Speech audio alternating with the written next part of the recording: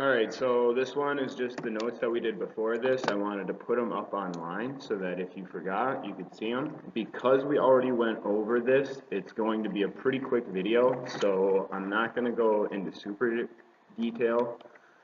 You should have this in your notes somewhere already, but this is just for you if you forget and want to look back.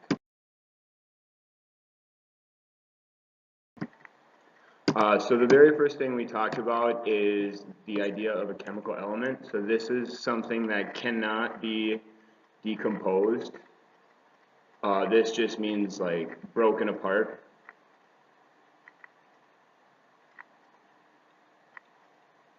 So this cannot be decomposed by ordinary means. The one thing we did start to talk about was splitting an atom. So an example of a not ordinary means, so not ordinary would be if we split an atom. So we can take elements and make them even smaller by splitting an atom, but this is not ordinary, so we don't view this as a way of ruining it.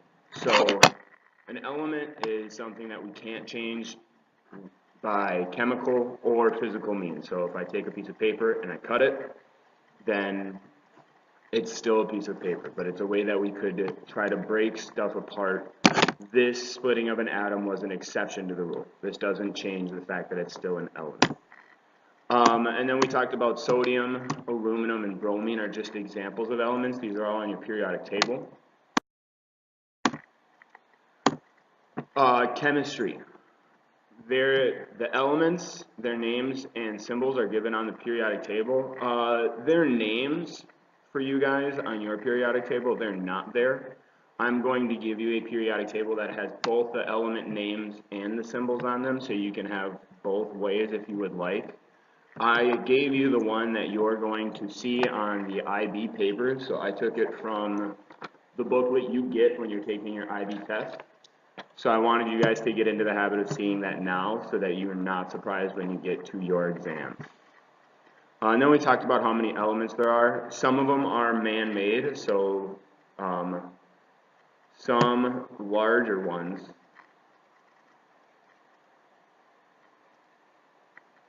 are man-made.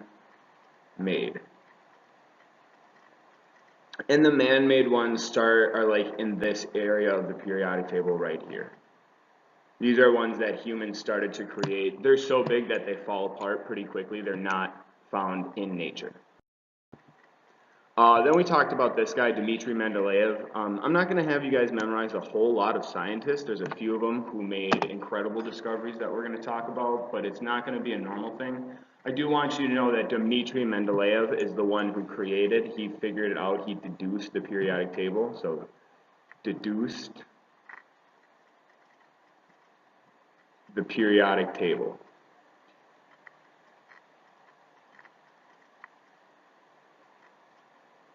This is going to be important. It's just a name that I'm going to say to you guys a lot because I think he was an incredible genius for even figuring this stuff out. So you're going to have to memorize this guy, who he is, and that's just going to happen throughout time.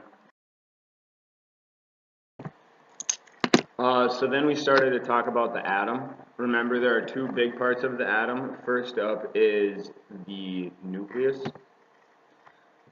The nucleus has protons and neutrons. We talk about this a little bit later, but remember that protons have a positive charge and they weigh 1 AMU, and neutrons have 0 charge and they also have 1 atomic mass unit. This is stuff that we get to later on, but I just want to start showing you it now so that it's not a huge surprise.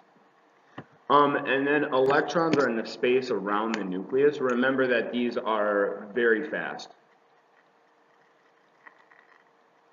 So even a few electrons are moving so quickly that they leave a trail where they were. You can think about like a comet in the sky, or if you have those sparklers, the little fireworks on a stick, and you can move them around so fast that you can see where they were and they have a tail. That same idea happens with these electrons, that they move so fast that they leave a trail, but they're moving even faster than your sparkler is or your comet. So instead of leaving a trail, they create something that looks like a cloud. So they go very fast and they contain the space around the nucleus. So they're outside of the nucleus.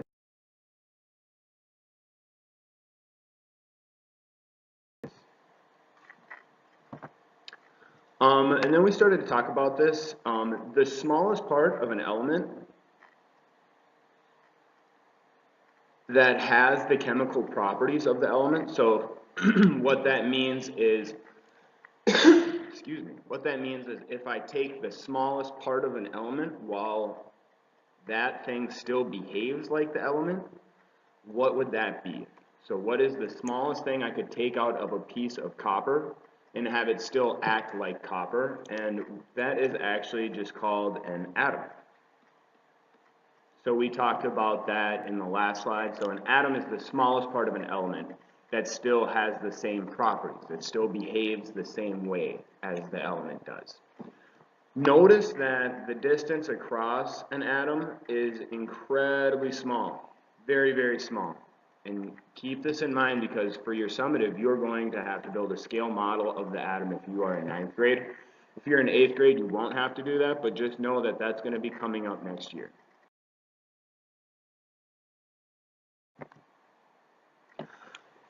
So subatomic particles do not, oops,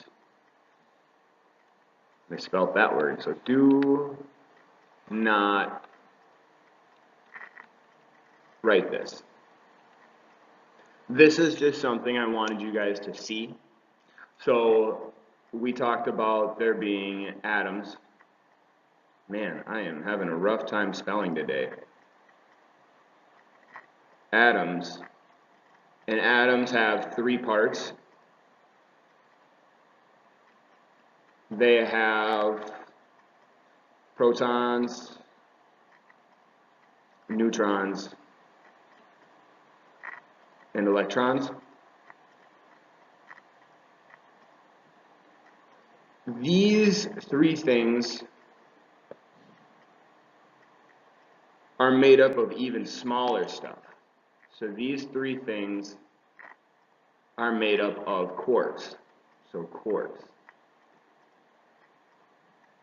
So quarks make up protons, neutrons, and I forgot to put electrons here, but it doesn't matter because you will not be tested on this. This is stuff I just want you to know for the sake of knowing.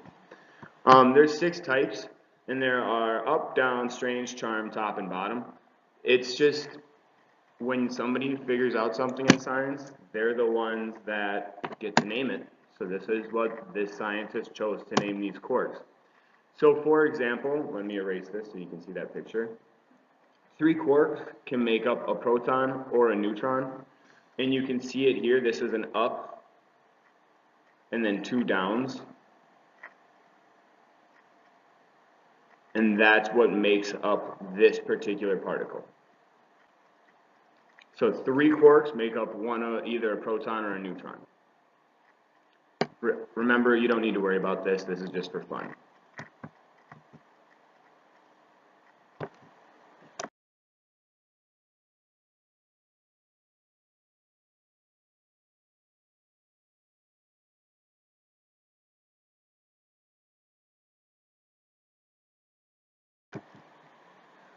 Next up, we started to talk about chemical compounds and how we knew.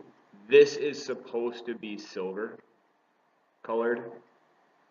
So when we started to write up a chemical compound, and the chemical compound are composed in atoms, they're just a bunch of atoms linked together to make something that's just bigger. And then we talked about how to write out a chemical compound or a chemical formula with what we know. So an example of a chemical formula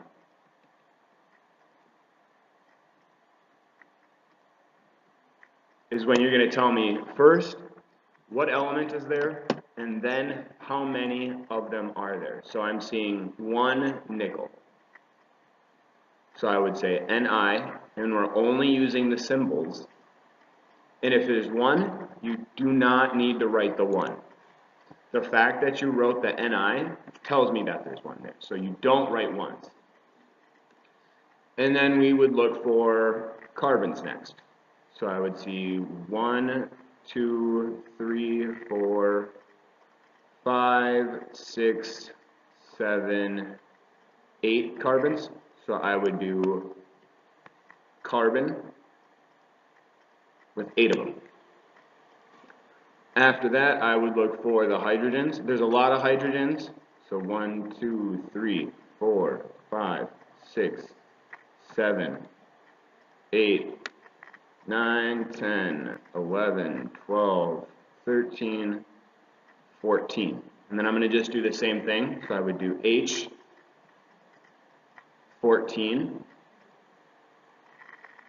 And then I'm going to look for oxygens.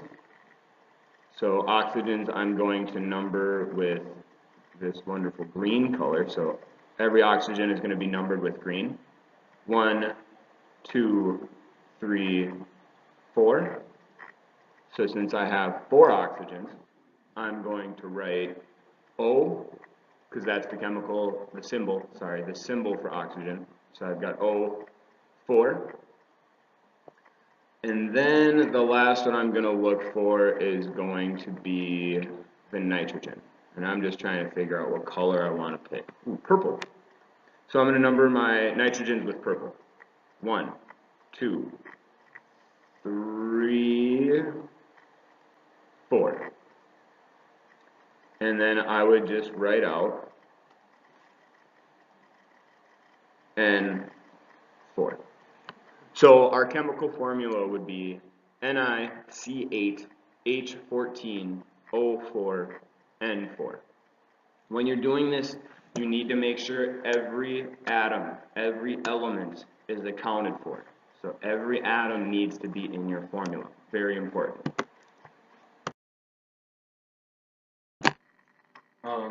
So the next thing we started talking about is this idea, and this is where we got sidetracked because you all thought this was very cool, which was wonderful, by the way. It was absolutely great. So just to come back to this, the atom is mostly empty space. So what you can see here is the cloud. This is the electron cloud.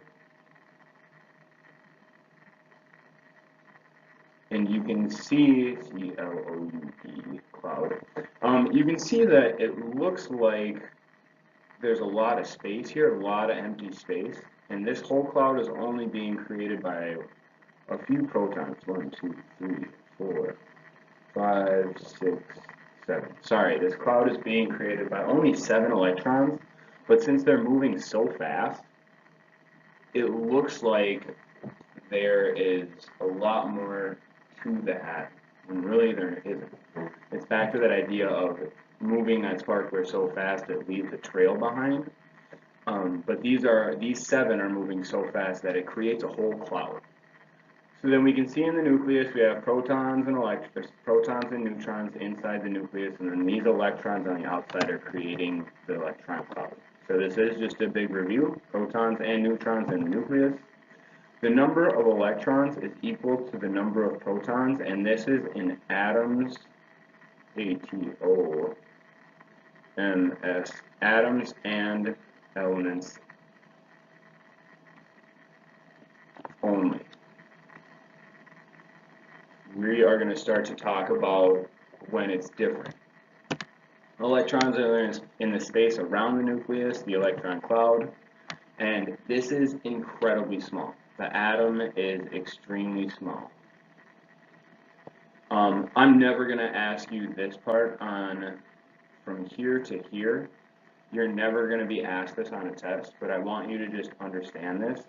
In 1 centiliter of water, there are 3 times as many atoms as the entire Atlantic Ocean has centiliters of water. It's kind of a confusing sentence, and if you don't understand it, don't worry about it. But just know that the atom is super duper small. It's so small, it's mind-blowing.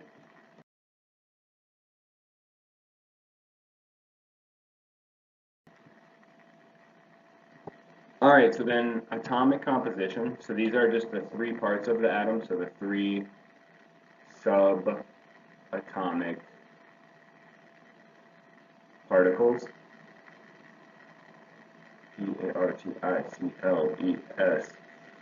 To break this word up for you guys, sub just means smaller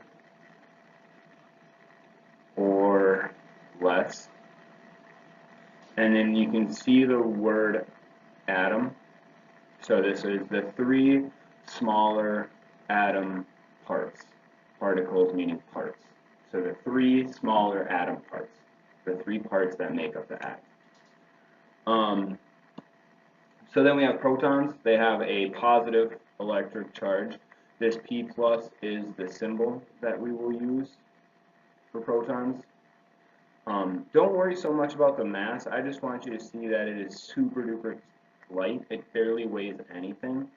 So because it weighs so light, we came up with a new unit called the atomic mass unit. And we say that the atomic mass unit of a proton is 1. So we just say protons have 1 AMU.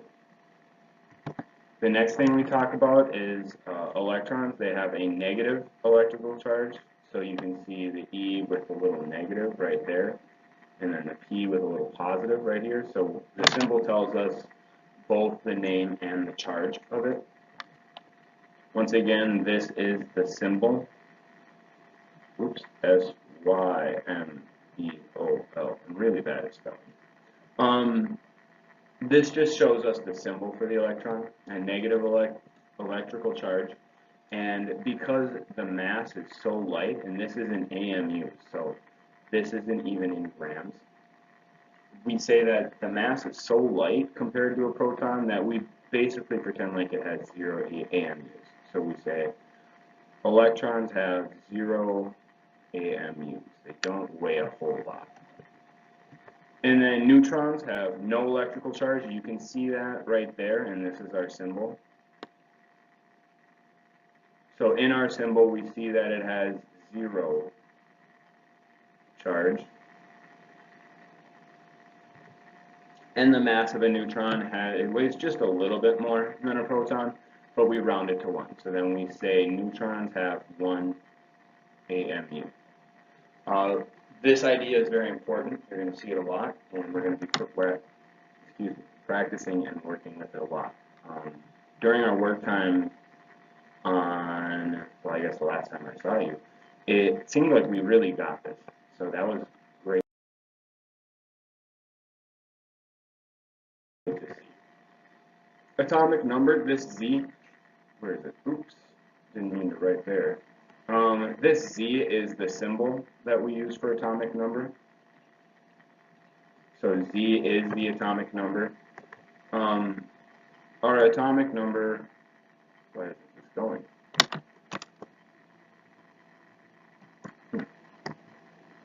There it goes, sorry. Our atomic number, atoms of the same element have the same number of protons. So, same element, they all have the same number of protons. And that is Z. So Z is really the number of protons. If you ever see me do this, this really just means number. So then if we're looking at our periodic table, we can see the symbol here, the atomic number, so I know aluminum has 13 protons, and then this one here, this is the average atomic mass. Very important. We're going to be working with this later. So it's not the actual atomic mass of one atom. For one atom, we have to know what the atomic mass is by adding up protons and neutrons, and we'll see that soon. But for right now, that is the average atomic mass. But just remember that the atomic number, this is shown by the symbol Z, and that's also telling you the number of protons. So atomic number is Z, and that's telling you the number of protons.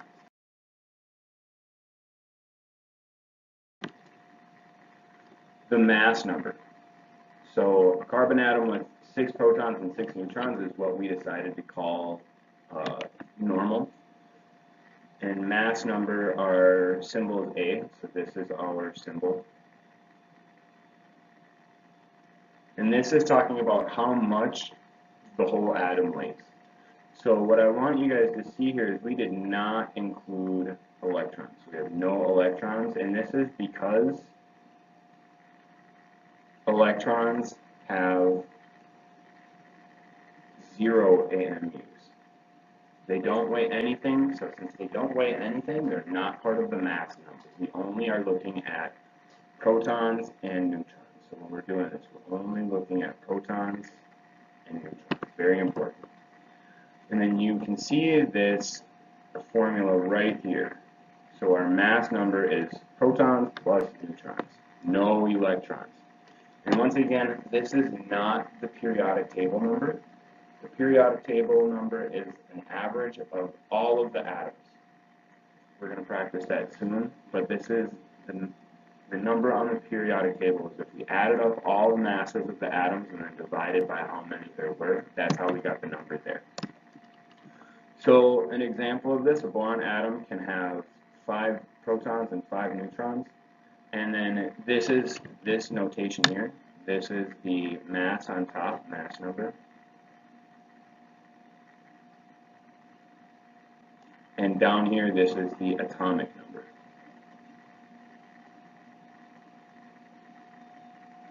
This is going to be called, this way of showing this symbol is going to be called one of two things. This is going to be called isotopic notation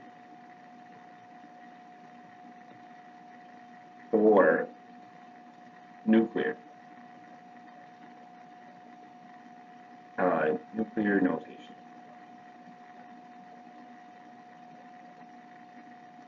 And then we're going to see this a lot. Very, very frequently. Isotopes. Isotopes have the same element, so they're going to have the same atomic number. This is, remember, atomic number. But they're going to have a different mass number. So, for example, boron 10 has 5 protons, 5 neutrons. Well, boron 11 has 5 protons and 6 neutrons. So another way of putting this is same number of protons, but different number of neutrons. And then we can see here the different pictures. In these two pictures, I can see that, let me switch colors. Green is the neutrons, and red are the protons. So I'm seeing 1, 2, 3, 4, 5 protons in this one, and over here I'm still seeing 1, 2, 3, 4. I can't write to this one in there. 5 protons. So protons stayed the same, but the only thing that changed was the neutrons. 1, 2, 3, 4, 5 in this one, and then boron 11 has 1, 2, 3, 4, 5, 6. It's the only thing that changes. This is just another picture showing you that the only thing that changes is the number of neutrons between the two different sodiums. These stay the same, so electrons stay the same, 11 and 11, and protons stay the same, 11 and 11. So only neutrons change. Isotopes are used for a lot of things. The most important thing that we use them for is in medicine. So certain isotopes, they don't live very long, and this is getting into stuff we'll talk about in the future. So they fall apart, and when they fall apart, they send off like a proton from their nucleus or a neutron from the nucleus. And when we're taking x-rays, what we do is we just measure how much of that gets sent out for us. So we sit there with a little scanner, and we just wait until one of those isotopes falls apart, and we measure the neutron as it comes towards us. And that lets us get a pretty good picture of where it's coming from and how fast this is happening. And this lets us do stuff like scan your stomach to see how well it's holding up, like what's wrong with you. For that, we have you just drink a little bit of purple liquid, and that purple liquid has atoms that fall apart. We just measure that. And then the same thing happens with bones. So this is totally normal, it's helpful for us. Atomic symbols. You're going to see two ways of doing this. The name of the element and a hyphen, because remember the elements are going to have the same number of protons, the same protons, but the hyphen is going to tell us the mass number. This mass number is going to let us know how many neutrons. Sodium is going to tell me how many protons there are, so every sodium has 11 protons. And then this is going to tell me how many protons plus neutrons. And then you'll also see the nuclear symbol form, or remember I called this isotopic notation. This is because this is a certain isotope. This is a sodium that has 11 protons, and it weighs 23. It has a mass number of 23.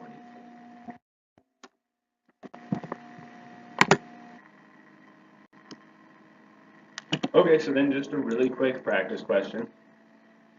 So we're going to try to figure out which of the following isotopes represent the same element. Remember, when we're looking for the elements, every element, every atom of an element, these are going to have the same number of protons. And then remember, when we're looking at a symbol, the bottom one is our atomic number, and the top one is our mass number. So then I'm looking for elements that have the same bottom number. So I can see that these three have the same bottom one, but this one is different. Since this one has a different number of protons, that is not an answer. These three are all the same element.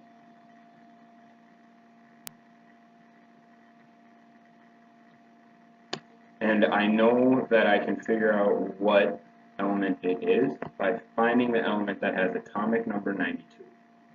When you look that up, you should see that the only one that has an atomic number of 92, so on your periodic table, it's going to look like this. And then I think I forget the number down below, and I don't have my periodic table with me. You're looking for the one that has the top number that matches this. So your answer for which element would be uranium. Fun little atom that falls apart very fast. Used for a lot of different reasons.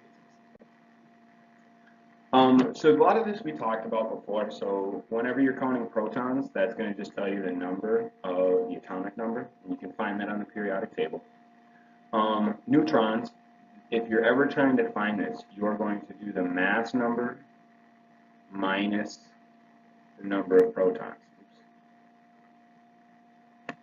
So for example, if I was looking at carbon 14,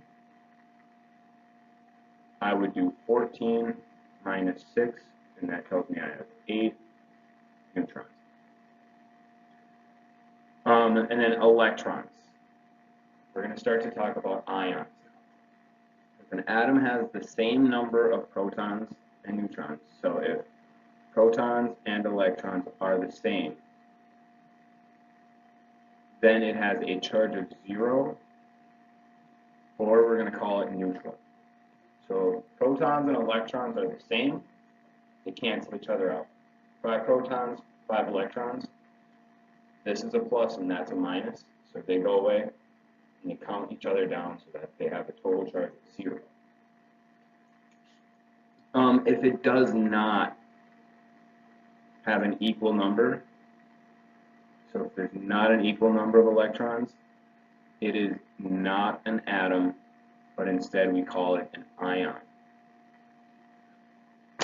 For each extra electron, you're going to have a negative charge. And then for each positive that you see, you're going to have to take away an electron. This is super important. You can never add protons. If you add a proton, it changes the element. If I added a proton to carbon here, so if I had 14C6 and then I wanted to make it positive, I would end up with 14,7, but that 7 is going to tell me that it's actually going to be nitrogen now, because the atomic number is 7 for nitrogen. Cannot add a proton. Never, ever, ever add a proton. So then, let's just do a quick practice problem. So, naturally occurring carbon consists of 3 isotopes: carbon-12, carbon-13, and carbon-14. Tell me, or state the number of protons, neutrons, and electrons in each of these carbon atoms. This word is very important. So, first off, I can figure out the number of protons very easily. Remember, this bottom number is telling you the number of protons. So I know I have 6, and in this one I have 6, and then in the next one, 6. So that doesn't change. For the number of neutrons, I can do mass minus atomic number. And that will tell me the number of neutrons. So here I would do, let me switch colors. Here I would do 12 minus 6 equals 6 neutrons. I would do 13 minus 6 gives me 7 neutrons. And I would do 14 minus 6 gives me 8 neutrons. And then the number of electrons. This is where this word comes into play. Remember, if we call something an atom, it has to have an equal number of protons and electrons.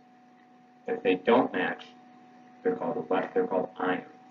So since it says carbon atoms, I know that protons are the same as electrons. So since I have 6 protons here, I have 6 electrons here. 6 protons, 6 electrons, 6 protons, 6 electrons. Have to match because they're atoms. That's a key word in this problem. And then here we can see that we were perfectly right. Look back on our notes, thought about it good and hard, got it all correct. Alright, so one more quick question. An atom has 14 protons and 14 neutrons. So remember the number of protons. This is going to tell us our atomic number.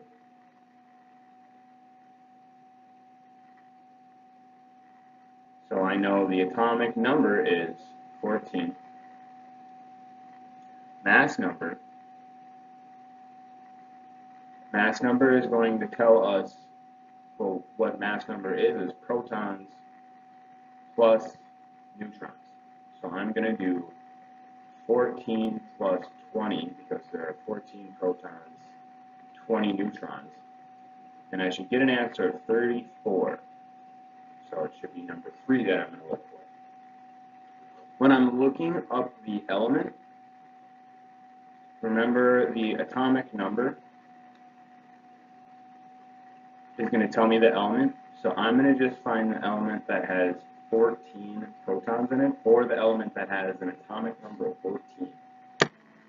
Remember, when you're looking at your periodic table, it's going to look like this. So you have your little box.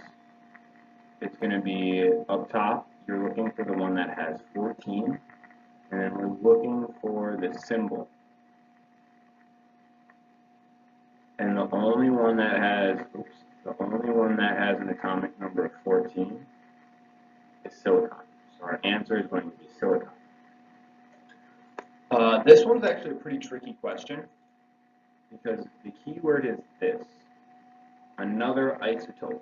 So we know that if we were doing the isotopic notation for this, I would have silicon. Our bottom number is going to be 14 because that's our atomic number, and our top number is going to be 34. So I'm going to go through this by process of elimination. I see that this one has a different bottom number, so it's a totally different element. It has a different atomic number, which means it's a different element, so I know that's not right. I'm going to get rid of that. Definitely not right. Alright, so this one looks pretty similar. I can see the 34 on top and the 14 on the bottom, but I'm looking for, and here's that keyword again, another isotope. I'm looking for one that's different. So I'm going to go on and look at number 3. So it has the same bottom number, so that's good. Check that out. But it has a different top number. It has a different atomic mass. And that's what we're looking for. So our correct answer here would be number 3. This is one that's different. It's another isotope. It's a different atom of the same element.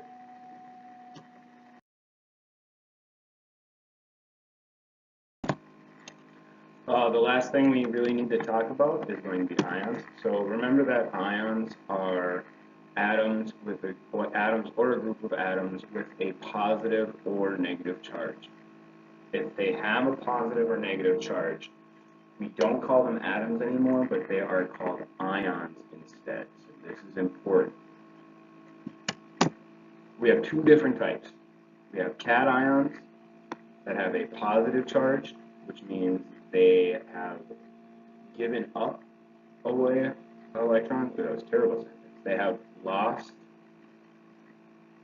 an electron. And then our little trick to remember this was cats have claws. Cations are positive. And I made you guys do this. Cations are positive in class, so hopefully you'll never forget that. Next up, we have anions, and these have a negative charge, so this means they have gained an electron. Remember, we are never, ever, ever adding protons. We're only moving electrons. They can gain electrons or lose electrons, but they'll never gain or lose a proton. Never. And then the way we look at this, the way you'll see it in the class, is you're going to look for the superscript if it's an ion. So for example, this is a sodium that it's got a positive charge, so it means it's got one more proton than electron. So that means somewhere along the way that sodium has lost an electron. This means there are two more protons. Here we can see in these ones we have a negative charge, so this iodine has gained